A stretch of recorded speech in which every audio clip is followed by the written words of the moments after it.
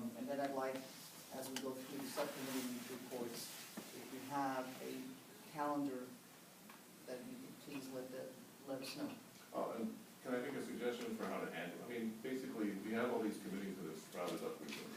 Irrespective of whether they're ad hoc or standing, I'd like to suggest that we bring a motion that is sort of an omnibus motion that establishes and defines exactly what the scope of each committee is, and part of that would be deciding whether it's ad hoc or standing. So. But not today. No, not today, but that's what I think is the way to do it, is that way there's some systematic approach. Okay, but I do want to ask Dr. Harder to speak to the audit subcommittee's standing, whether it's a standing committee or an ad hoc committee. Well, I went back and reread the legal opinion, and I didn't agree with the previous interpretation that all of the committees were ad hoc. I think you make a very clear case that the audit subcommittee has been around for a number of years, and it really is a standing committee.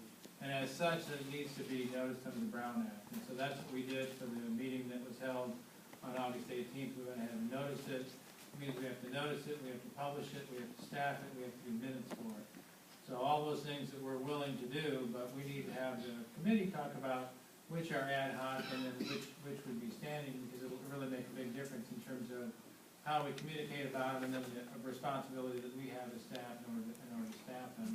And one suggestion I'd just like to throw in would be that if we are going to have all these committees be noticed, you may want to consider having the committee meetings before the regular meeting. In other words, have a 6 o'clock committee meeting and then start the regular meeting at 7. This is an idea to throw out there, and honestly, I'm willing to do whatever the committee decides to do, and we'll do our very best to staff whatever we need to. That's the distinction I've come to, and I'm willing to let the committee decide which are ad hoc and which are standing, as opposed to my staff in the past that said they're all ad hoc, and I don't agree with that. I think the committee ought to decide. Well, thank you for that. I want to say something here. We received a legal opinion on a request that has been made last month. We have asked for a legal opinion on issues related to the Brown Act for 2 years. Why can't we get the legal opinion sent to us on the committees? Not that opinion from the district attorney. Why can't we ask for legal opinion? Well, we've got Dr. Carter has just indicated to us, we don't need a legal opinion. Now, we have deemed it, this committee has deemed the performance of the audit subcommittee as a standing committee. There was an issue because we said it is a standing committee, and staff and the district said no. And now we have the representative from the district stating very clearly that the audit subcommittee is a standing committee. There is no need for a legal opinion. Our auditors have consistently said each year that we need to get legal opinion. That's a whole other So I subject. come back. That's not the same thing. That's a problem. Okay, so we have Okay, what? public comments on this agenda item? No, this is no. Okay. We need a yes. Go ahead. And we asked this for 2 years, and go ahead. Go ahead. Anton Young here. I'm looking at the top of your agenda where it says what your committee purpose is. Purpose of the committee to inform the public concerning expenditures and use of bond revenues. Committee has legal charge is to actively review and report expenditures of taxpayers' money for school construction. That is your charge. I believe that's in the board policy. My request is that all committees be Brown Act committees, so the public can know when these committees meet, and the public can participate in the work of the CBOC. Okay, thank you for that.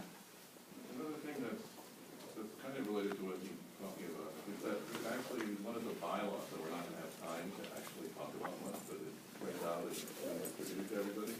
It's a discussion of exactly this, and it includes the idea that just because you're an ad hoc subcommittee doesn't mean you have to meet in secret. It just means that you're not legally obligated to notice the meeting, but you can still try and notice the meetings anyway. At least you can publish, put them on the calendar.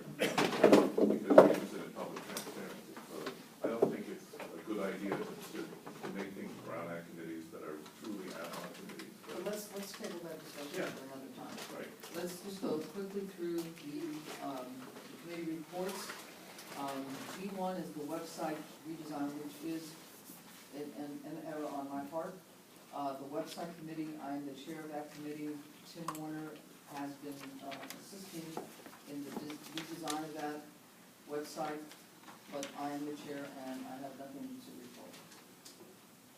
Training, Maureen Thomas. Yeah, I believe that I had given some dates to Dr. Harder to see if we can get a training going that Knoll TV would videotape that, and I don't know if we got confirmation on that for September 10th. If I may, yes, we do. We confirmed both those dates. They're both September 10th. They're on Wednesdays when this committee doesn't meet and the board doesn't meet. September 10th will be the training on the bonds, the basics of the bond program. And then October 8th will be the construction basic training. And so we've lined that up with Pinole Cable. So we're going to hold them at the Facilities Operations Center. And I'm trying to find out tonight about how many folks would like to attend. We've got 2 locations in there. If it's a smaller group, we'll be in a situation that seats about 12 or 15.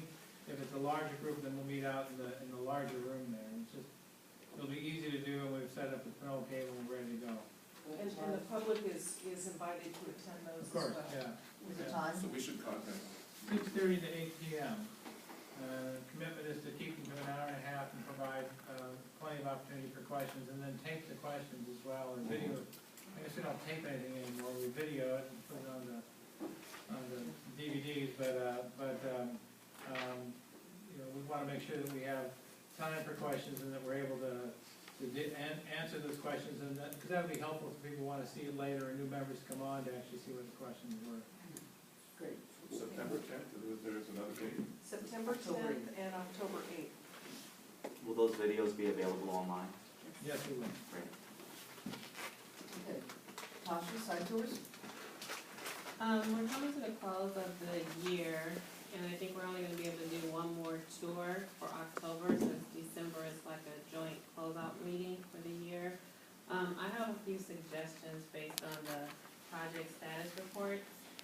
So I have Verde Elementary School, which is at 93%, Pinole Valley High, the interim campus, which is at 90%, Pinole Valley High off-site parking, 85%, Dover Elementary School, 77% parking and improvements, and Gompers at 65% for new construction. So I suggest that we make a vote at our September meeting on which school will tour for October. Okay. Or time, unless. Bring that back to us, and we will put it as an action item so we decide the school. Okay. Okay. The newly formed Pinole Valley High School Subcommittee, Maureen? Yes, Stephen Purcell and Marion Harrison are also on this committee. We met last week and pretty much identified the overall goal of this subcommittee is to keep an eye on the schedule and the budget as this project moves forward. There have been a number of off-site improvements. You know, there's a number of contracts involved with this, and we want to be able to get a handle on it. Some of the contracts are near completion, and that's off-site parking for teachers and visitors, and the realignment of the entrance to the library that's going to line up with the entrance to the finished school, and then the temporary campus, slope stabilization, and detention. Those are all either underway or near completion. We decided that we are going to have our next subcommittee meeting September 15th. It's a Monday at 4 o'clock. We're going to have that on site because we do want to have a tour of the old campus before it is demolished, the temporary campus, and then we'll meet there on site.